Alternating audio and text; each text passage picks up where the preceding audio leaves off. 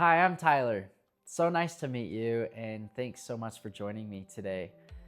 I'm very excited to share with you and teach you all the things that I've learned over the last 10 years, from my experience in high school to doing workshops with Eric Landon, also known as Tortoise, some of the most famous pottery artists in the world, and also all the experience and knowledge that I've gained with our small business, these pottery studios locally here in Utah.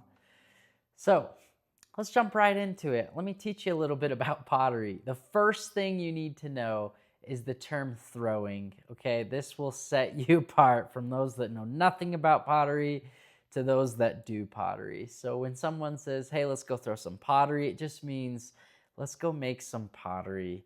And the term really comes from the spinning action of the wheel growing and expanding.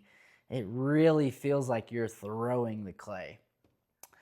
Some more terminology that would be helpful to know is kneading, centering, digging, stretching, shaping. All these things are steps in throwing pottery. So kneading, it's just really about kneading the clay kind of like you knead dough. Making sure you get those air bubbles out, because air bubbles can cause a lot of issues, okay? That's just little air pockets in the clay if you don't knead it properly.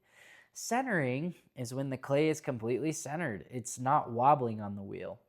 Digging is where you just take your fingers and you dig a hole, and stretching is when you stretch that hole out so that it basically expands the base of your piece.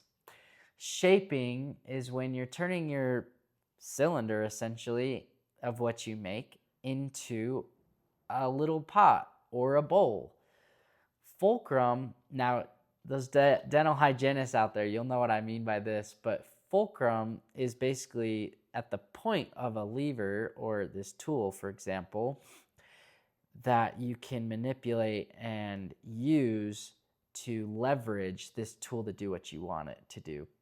Trimming, that's basically when we clean up the bottom of your piece. Coloring is when we're kind of choking the clay and bringing it in and up.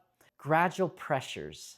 Now, if I have two things of advice for anybody starting out doing pottery, it's to go slow and be gentle, which plays into gradual pressures. You want to apply pressure slowly and release pressure slowly.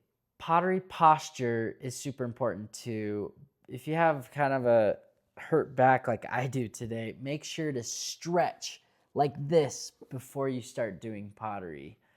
Fluffing is where we take the clay and we give it a little fluff to fluff it back to life. This tends to come in handy when you're taking clay off the wheel and it gets a little disconfigured. Well, don't fret. Clay has memory, so you can actually just give it a little fluff and it's all good. Now, the last thing I want to talk about is cross-hatching.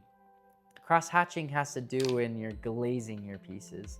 It's just a glazing technique to where you start off glazing your piece horizontally, and then you cross-hatch and paint vertically. Just ensures that there's a nice consistent